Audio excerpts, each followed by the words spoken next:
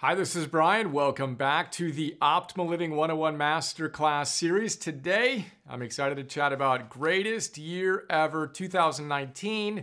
How to make this the greatest year of your life in, of course, an unending string of such awesome years. As always, we've got 10 big ideas. Let's take a quick look, and then we will jump in. The first big idea, which is really the theme of my life and our work together in 2019, operationalizing virtue. We're going to playfully talk about more arete, more virtue, less chit chat. Let's move from theory to practice. Let's truly operationalize our virtues that we talk about all the time. We're going to revisit and remind ourselves of why we do the work we do together. We're going to talk about Aristotle, eudaimonia, the summum bonum, the highest good.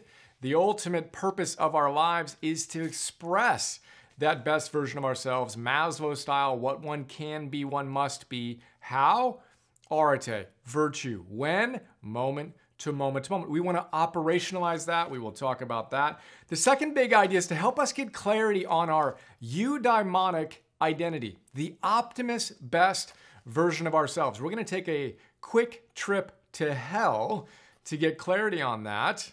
We'll also work on some eulogies, attend our own funerals, and then we're going to take a quick trip to heaven via Michelangelo's studio. And again, get clear on that best version of ourselves. Then the third big idea is our big three. We talk about it a lot. Well, I want to go deep into it, right? So as we look forward into 2019, let's make it the best year of our lives by getting clarity on energy, work, and love. If you've heard me talk about that a lot, but you haven't actually put pen to paper and journaled and actually gotten clarity on what your identity is in each of those domains, what your true soul goals are, and what your algorithms are that you're going to run. We'll talk about each of those in this context today. I encourage you to do so. Again, more arete, less chit-chat. Fourth big idea, we're going to go through energy. Fifth big idea, we're going to go through work. Sixth big idea, we're going to go through love. Again, drilling down into the specific exercises of what we can do to get clarity so we can live in integrity with that highest version of ourselves. We're also going to talk about the social platform that we launched a beta over a year ago, and then frankly, I kind of just hit it. We didn't do a whole lot with it. We're going to dust that off and bring it back and use that as a vehicle to help us connect not just with the wisdom, but with one another. We'll talk about how to go about optimizing our lives via wisdom, community, and this operationalization, and doing some of these exercises in community together online. Seventh big idea, we're going to remind ourselves of the 100,000 time improvement we can make by creating optimized algorithms. And we're also going to talk about how to get a quadrillion times better over the next decade, plus one style. That'll be fun.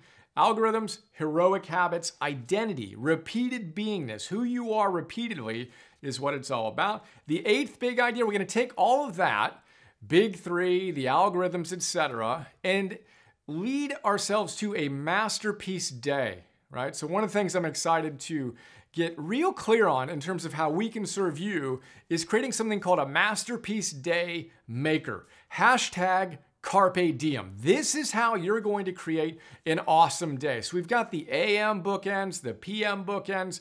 We've got our most important behavioral changes, energy, work, and love-wise. Plug it into that masterpiece day. Seize the day, Carpe Diem style. Our ninth big idea, decisions. We'll talk about Michelangelo's most famous statue, David, and how that relates to you. We're going to talk about disciplines. Phil Stutz, in a recent session, told me about the three different types of disciplines, right? There's reactive discipline, doing the right thing in a particular moment. There's structural discipline, which is kind of our protocol. And then there's expansive discipline, which is basically expanding into the next best version of ourselves, moment to moment to moment. That one's the hardest.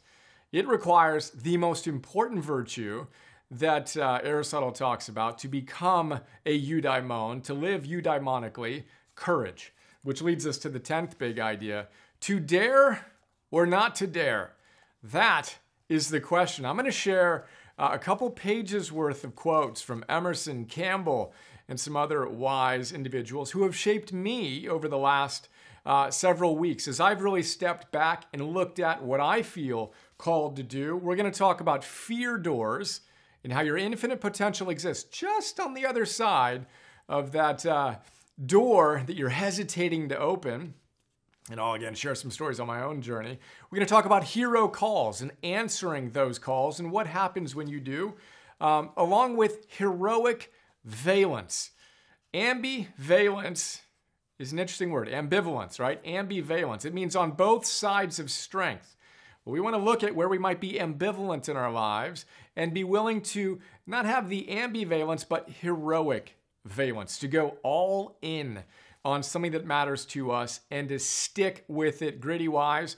We're also going to talk about symbols that we can use to capture the essence of who we are committed to being in 2019, that identity from which we're committed to living. You may notice a little symbol I have. I've got a little Spartan wristband. I'm going to talk about the significance of that.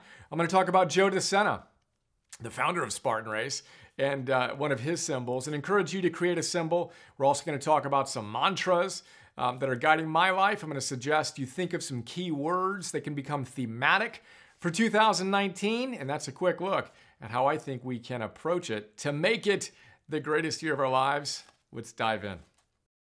Next step, go to optimize.me and sign up today.